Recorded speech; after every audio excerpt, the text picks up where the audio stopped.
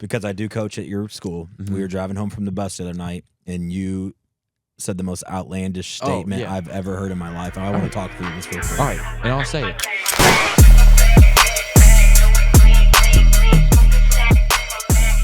Welcome back to the second episode of the Era Bus podcast. Today I'm joined by a good friend of mine and a dear brother, Joshua Renfro.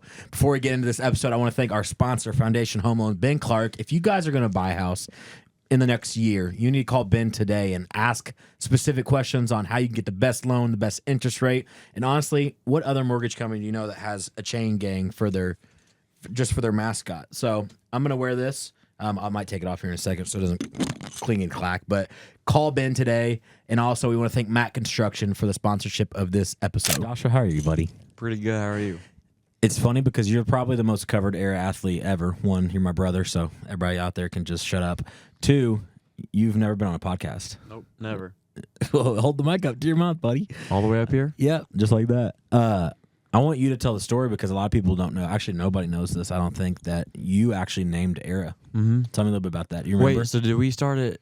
How did we start? Was it 8th grade or AAU of 7th grade? 8th grade. Because I filmed you at Scottsburg versus, I don't even remember, North Harrison and Recording and... So how did you start though? Were you doing media? It was BRN Media. So you had the media company and you filmed me a couple times and a bunch of people were like asking you for videos. Yep. And his wife worked night shift, and so I stayed over every single night. And one night we were like, people were texting him, and like schools were texting him. We were like, it was like the next era of sports, and so we thought about that. And he started making like little logos of next era sports, and then we were like, no, that doesn't look good. And then we were like Era Sports, and like it like clicked. And then he made logos, and I think the logo might have changed a couple times, but. Had the one with like the period, I think. Yeah, that was the original one. The original one, and then ever since then it's been Era Sports, which is funny. ERA, which is funny because like it was supposed to be Next Era, and then now we have Era Next. So it's like I got to play that back into like the next generation of Era athletes. So, well, I'm glad you named it, dude. I'll give you all the rights someday. For sure. Let's get into it. The reason you're on the podcast, last night you broke the all-time leading record at Christian Academy in Graceland. Yep. How do you feel about that? What are you laughing for? Oh no, it feels great honestly because when you hear the word Graceland, like I played, my whole life at Graceland. Like when I was a little kid, I would wake up, put my shooting sleeve on, headband on, and I would go shoot until my game was played. So to hear Graceland and then Christian Academy, I went there. Like I started at Christian Academy, and then you watch people like Nick Reed, Stephen Cook, Noah Williams, TJ. Like you watch them when you're a kid, and you're like, I want to be like them. And then to be coached by them, trained by them, and you're the one playing, and they're pouring into you, and then you break a record last night with all the fans there. It's just unreal. We literally couldn't have wrote a script better. Homecoming night against a sectional rival, literally standing room only. David Scott sitting literally on the bench and gets to come out and take a picture with you. Like you texted me late last night, like you didn't even realize like it was emotional until like I don't know, like 11 p.m. Like how did that hit you? Like what was that like? Well, you just think about it. You're like, I don't know. Dave Scott trained me in middle school. Because your shot was ugly, bro. Yeah, it was. You had an ugly shot. Yeah, I did. And he trained me, but I don't know. One night, me and my brother, we were like, I transferred from Scottsburg to CAI to start my freshman year. And we were shooting at CAI, and we were looking up at the banner. It was a 1,000-point banner. And we were doing the calculations, like, what do you have to do to be a 1,000-point scorer? And we were calculating it, and we were like, I want to be a 1,000-point scorer. I think at the freshman year, it ended up being like you needed 18 a game for the rest, like your whole career or something. Yeah, it was something like that. But freshman year, I think you need like 10 points a game, which seems really easy to be a 1,000-point scorer. And so we're calculating it. And, you go from there. You have all your points your freshman, sophomore, junior year. You get 1,000 points. And then like you're reaching up to the all-time leading score, and you don't really realize it. And you hit it. And you're like, all these years, you've been the person to score the most points. It just hits you, and just like all the hard work you've done has paid off, and it feels really good. You talked about some of the coaches that were with you, but like, shout out Brady Dunn. You got to play with him. What was that like for your freshman year to be like? Because his name's on that banner too. Oh yeah, he was a great mentor. He is a like true competitor. He showed you what it was like to compete, and so like going into my freshman year, like I was like just a basketball player. I wasn't really like somebody that would compete. I just like playing the game, but like. He was somebody that would tell you what you're doing right. He would lift you up. He was just a true like leader, and to learn under him was just unreal. And he's just a great person. So let's look at it. Your freshman year, you averaged 16.1 points a game. Yep. Which was crazy for a freshman with Brady on a team. Like sometimes you got to think like Brady was taking his shots. He was the man, like you are now. So to average 16 with a guy like that, Anstey Roy, and some of the other pieces we had. Sophomore year, bumping up to 21.2 points per game. Now you're the man. Brady's graduated. And then last year, 21.5 points per game. You and David are kind of like working it. It's hard to beat you guys, and then you win a sectional. And this year, right now, you're currently averaging a little over 20. So what does the rest of this season look like for you? Honestly, just want to win, but also just want to enjoy it. We have 7 seniors, and like they're like my brothers. Like we practice every single day together for 4 years almost, and it's actually sad. Like it hits you like you got 6 more games with these people. So to really just enjoy it. Like last night at Borden, like we just enjoyed it together, had fun, and I mean that's what we're gonna do the next 6 or 7 games is just enjoy it. Spend as much time as we can together, and just try and break records and accomplish things that people have never done at CAI. Because like the sectional draw is exciting, but like even like I was never even close to anywhere like you were. But like when you hear the sectional draws in 3, it's like my gut kind of turns because it's like you're at that point you're one loss away from your season ending, but now your career. This is the first year that's like, dude, if you lose, you're done. Like, you don't get it next year. You'll never put that shirt on again. My freshman and junior year, it's like, you got next year. And this year, like, dude, I can't lose because you'll never play with some of these people. Like David Cook, my best friend. Like, I'll never play with him again. So it just puts another, like, chip on your shoulder. Like, you cannot lose because you're not guaranteed to play with these people again. While we're talking about that, like, what is your support system like? Because we talked about transferring from Scottsburg to Christian Academy. Some people might not know, like, you went to Christian Academy almost your entire till 4th grade until you went to Silver Creek. But well, it's actually crazy. I went to when I left, like they never treated me any different. And like David Cook was always my best friend, even when I left. Like just deep down inside, he was one of my best friend. So like I don't know, it just hit me one time. I was like, I would love to go to high school with him and do something special with him. Like we played basketball whole career at Graceland together, and it was special. And then I came back my freshman year, and ever since there, it's been special. He got 1,000, I got 1,000. We won a sectional together. We're both coached by our brothers. It's just really special.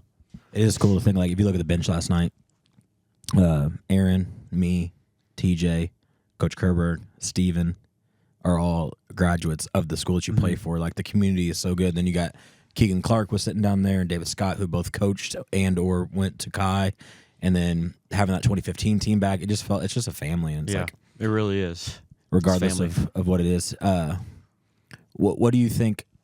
What did it mean for like David to be there for you though? Because I don't think we talked about like that. I know we talked like he trained you and stuff like that, but like to have that support, somebody like he was like so. Because I mean, humanity plays into it, like, oh man, my record's broken, but like he was literally full support.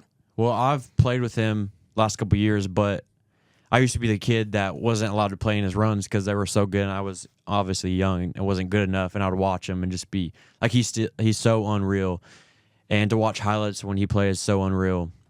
And to like beat somebody's record like him is just like so like it's just indescribable because he's so good. And to beat that, it's like I don't know how to describe it. It's just unreal.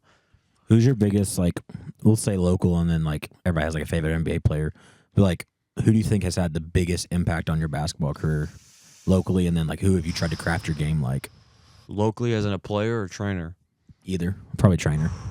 Trainer. It has to be Bryant Northern as a trainer for basketball. I mean, he took me in when I wasn't very good, and he was honest, and he was like, I mean, you're not very good, but you can get good by training. And there's really no secret to success. You just got to work hard. And he said that. He was like, you're like medium in the pack, and if you want to get good and you want to get your college paid for, like you're going to have to put work in. And I feel like to be good, you got to be humble and be like, you got to take that instead of shying away. Like, all right, like I want to prove him wrong. And he just really helped me. So yeah, Bryant Northern was definitely the key to my success. And then now training with 007 later on, he's like helped me too. But it's talking about like keys to success. It's like if you want to get better, you have to work hard. So like I wanted to dunk. To dunk, you got to go and train. So I trained with 007 my freshman year after we lost sectionals. And I started dunking in less than a year with him, going just 3 days a week. So it's like, if you want to get good at something, you got to do it. And it's not hard. Renfro boys aren't supposed to be dunking. No, we're not supposed to dunk at all. The genetics are not in our favor. So we've talked a little about some games, but like, and it could be a sectional winning game or whatever it is for you, but what has been your absolute favorite game in the last 4 years? There's two that come to mind. And I couldn't pick in between them. It's got to be South Central last year, homecoming. We win by 40-something. 40-something. It was packed house like it was last night at Borden. It was probably sold out, homecoming. And going into that year, all that we talked about was it's CAI and South Central. And so the whole week of practice, like, it's going to be a dogfight.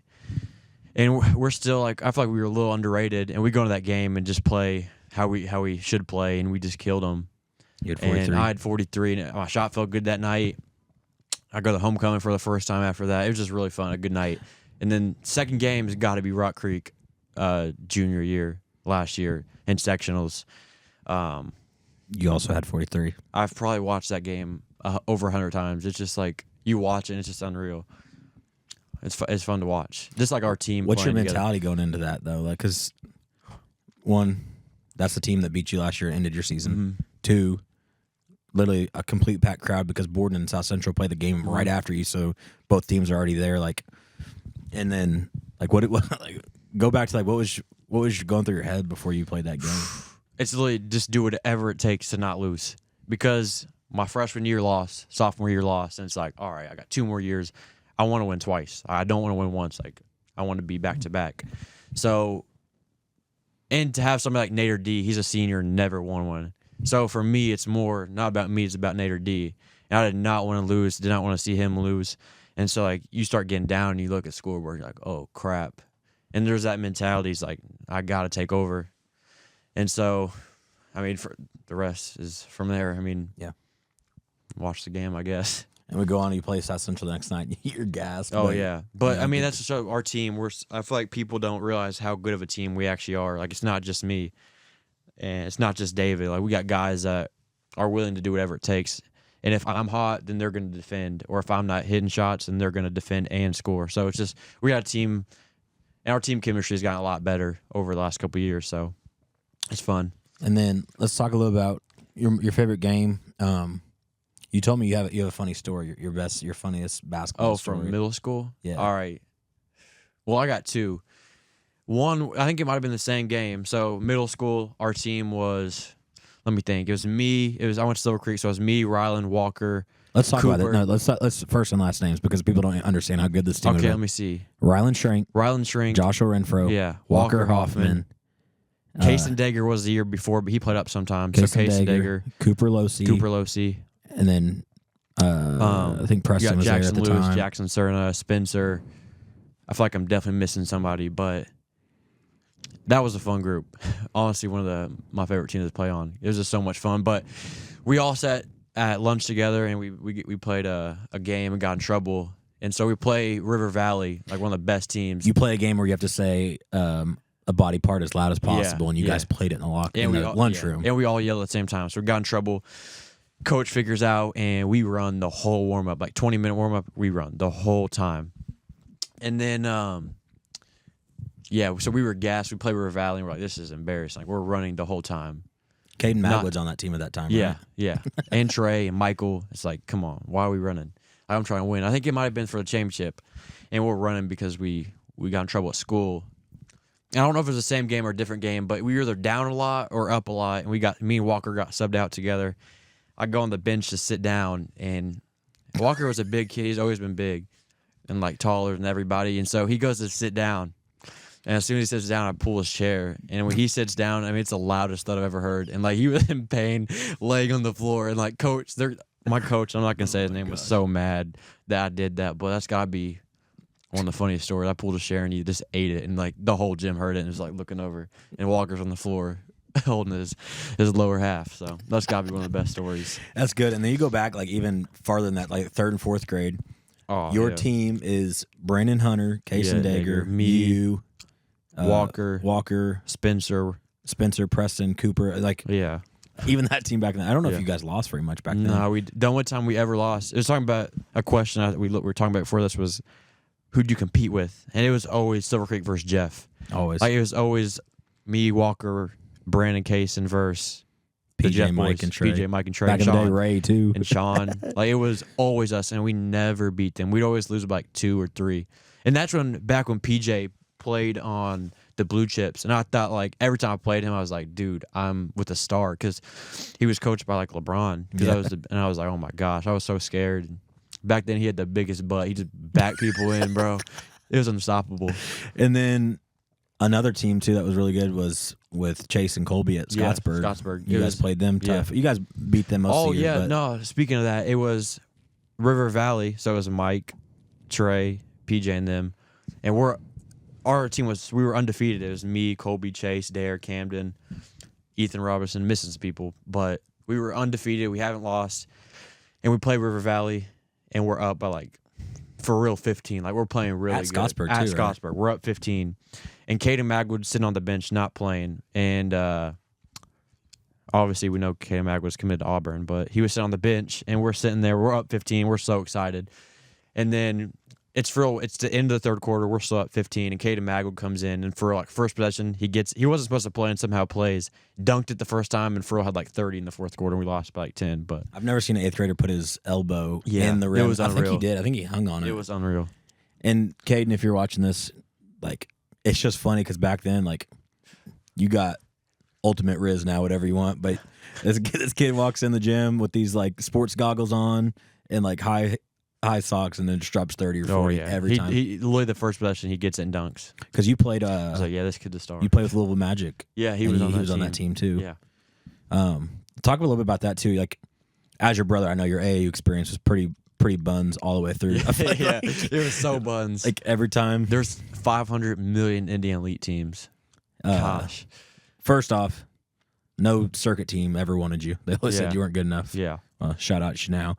Shout out LJ, baby. LJ. My guy. Let's talk about AAU for a second too, because you like have always had some buns teams. Like, you never really had a good AAU experience. Never, bro. Not that the players were bad, Yeah. but it was just like Speaking you of never that- made a circuit team. No. You went to tryouts and everybody said no. Every year, this is what happened. I would go try out for a circuit team. I'd get cut, and then halfway through, they'd want me to come play for them. And I'd be like, no, like I felt disrespected. And it happened the next year. They'd be like, they wanted me to play the second half, and so I'd go try out the next year. I wouldn't make it. Then I would play. They'd want me to play. The next year, I got cut. It was like, I literally can name every shoe circuit in Indiana that did that to you. for real. Every They would single ask one me to come try out and be like, we want you to play, and then no, didn't play. Too small. So, but I've always had fun in AAU. Like my teams have always been. I've always had a couple people from around here, which I wish we would have had more of a Southern you never Indiana got team. You never got to play in Rock Hill, but you did play in the Noblesville Boys and Girls Club every weekend. Every weekend, bro. The dudiest gym in Southern Indiana. Or I mean, in Indy. It was duty. gosh. The rims were bent. But talking about my favorite AU memories, got to be James Barnett. We're going to put the video on here. When it was like, Flip. we went somewhere and it was like snow. Like we got snowed in the hotel. And he went out there and did like a flip, like a Fortnite dance, and emoted out there.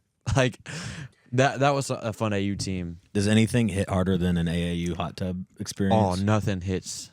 There's nothing like playing an AU game and going back to the hotel, swimming, getting snacks, hot tub, going to the room playing video games and just trolling. Like I remember Cam Sanders, he's committed to Air Force, literally smacked down Chase Coomer like a fight. Chase Coomer had like rug burns, and I mean it's just like you create so many memories that like looking back, like I don't even remember any of that, but it's just like I would not trade it for anything. You did play for the all-time greatest AAU team ever, though.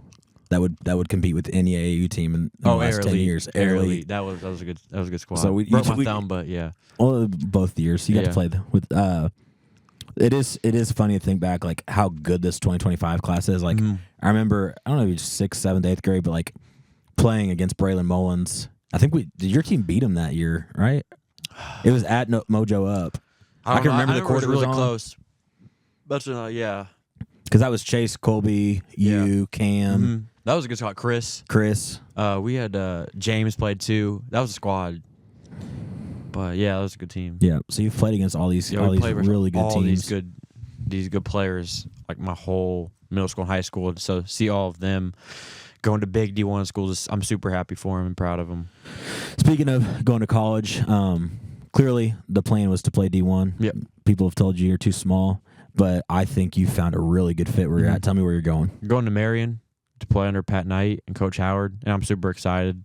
I'm blessed for the opportunity, but it felt like home when I went up there. The facilities are unreal, and I feel like I got an opportunity to go up and show what I can do, and so I won't take that for granted. Because you can talk about that team as well as, like, not that they're a bad team, but Pat Knight gets in June 13th and then has to put a team together in a month. The previous coach takes most of the players with him. And he has competed every single game. I think Coach Howard texted me early in the season that they're like 6 points away from being like. And I've always watched every game, and you can just tell how good of a coach he is. Yeah, they're never out of a game. And they don't. Yeah, I mean they're just. I think they play hard. They dress 6 players on there or something like that. I had a football guy dress. Yeah, yeah. And so, you give Pat and Coach Howard a full year to recruit. Yeah, I'm excited. Another local player committed, so you got your Blake Russell. Blake Russell from Ballard. So, yes, sir. Sam Frazier, he played AU with him too. That was fun. Coach Patrick. Our squad, Cam, Fletch. That was a team too. Yeah. If we could play another year. Me, Sam, Frazier, Fletcher Cole, Cam Craig, Sam Higgins, Nate. Who else? We had new kids every weekend, but I mean, we would always get like one D1 player for one weekend. Patrick would somehow get a top 10 recruit in the nation, and he'd play for us, and we would still lose. We'd get like, for real. I remember we'd always get someone really good. Oh my gosh. But that was fun playing under Coach Patrick. We had some good times. We really did. We beat Team Teague. We beat Mike and PJ and Trey, and there's a bunch of other kids on that team. We would always be a really big school and then lose, or big team, and then lose to the most dudious team every weekend. I don't think we ever won a tournament.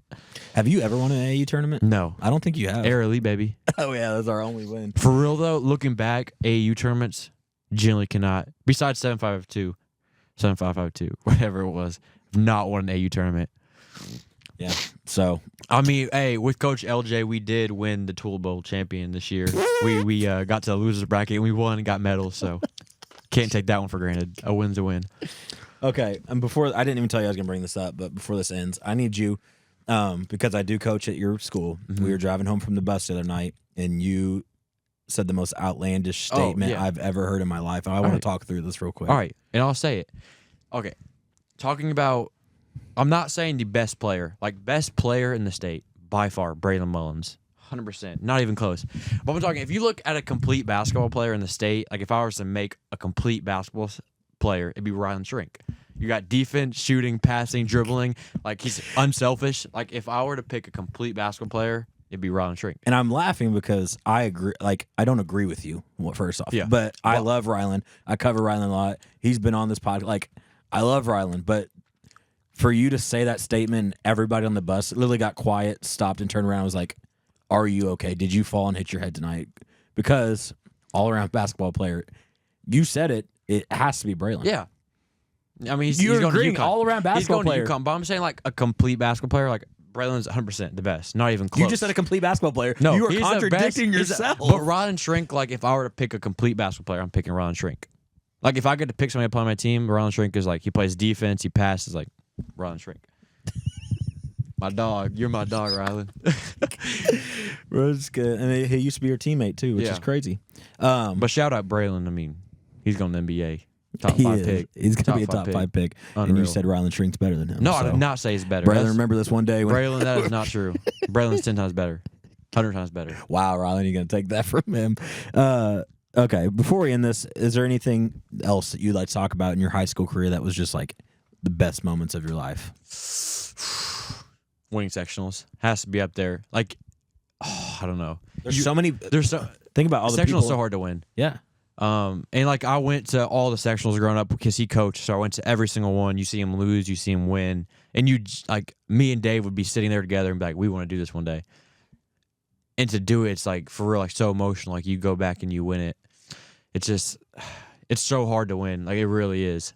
And to do that, and then like just the bus ride home. Like staying at Dave's house, you can stay up all night, like you won. It's just an unreal feeling. It's something that is for one of the best feelings of my life. And then tell me a little bit about last night. You broke the record. This kid comes up to you in his Graceland jersey, Oh, yeah. talking about going up to Graceland. Yeah. Picks number one because of you, turns on his jersey, and all he wants is a picture with you. Yeah. Like, clearly, like, you have an influence on these kids. What does that feel like to have a kid come up like that? It feels good, but also, like, you break the record last night, or I did, but it feels more important that all the people are saying, like, the type of person you are. Like, it's not how good you are, it's type of person you are. So even, like, if you're not that good, people look up to high schoolers. So it's about how you act when you get fouled or face guarded. It's like, before you get, like, what, like, we're sitting at church today and you're showing me your arms, and, like, from the last 5 games, you're bleeding, you're bruised, you're like, how do you face that? Like, what is it mentally? Because God gave you the talent, because if he gave it to me, I would probably be in prison. Like, what, how do you deal with that? Because it, like, speaking of that South Central game, you were literally getting guarded at the opposite baseline. we'll have to show a picture. Like, which is the craziest thing. But like, I don't know. There's a couple things. Number one is, my dad always told me, he's like, no matter what, try and win the game and shake their hand at the end of the game, and you don't got to say anything. Like, if you put 20 on them, 30 on them, 40 on them, like, shake their hand at the end of the game and don't say anything, and that speaks more than saying something. So that's always stuck with me. And another thing is again, my dad saying, like, you never know who's watching. And that was back when I was unrecruited, but it wasn't just about recruiting. It was about little kids watching, too. Like, if I were to react and those kids are watching and then they go do it in their games, it's just like, you got to set an example. So that's the biggest thing for me, is just being an example of, you got so many people watching, not just kids, but, like, coaches and parents. Like, what legacy do you want to leave? You want to be the knucklehead or the kid that got, like, I was going to say something, but that we take out of context. What's a hounded every game would be a good word. And how do you react? So, because you've been triple teamed, double teamed, face guarded. Just literally, a team I think left their scouting report before, and it was like, grab Joshua's jersey the whole game. Like, they literally saying it there, and so just to do that. So you got all that. Congrats on being the all-time leading scorer. What's the next goal other than winning a sectional? I mean, obviously you want to get 2,000 points, but that's like selfish. That's selfish. It's not selfish because you've put in so much. And I kept texting you that last night. Is like you need to know, like, nobody understands. I think the only other person in the world that would understand is your dad, because he rebounded for you so much with my dad. But, like, I tried to do some math today. I think you've probably, in your 4 years of high school, probably shot about 600,000 shots. Yeah, if something not more. crazy. So it's like, you do deserve it, and 2,000 is super cool. But I went on John Harrell's side today. I think there's less than 75 people in the history of IHSA that have ever done it. There's over 50 when I checked last time. But it's more of like, I want to get it. I would much rather win state than to get 2,000. But, like, winning state would mean I got 2,000 just because, like, points, you wouldn't need that many. So, I would much rather spend more time with my team and get to play more sectional, regional games than to get 2,000. But it would be really cool to get that, and I would be honored to get it. So, thanks for coming out. We got 6 or 7 games left in the season. We want to have some more Bus podcasts coming out, and we will see you next time.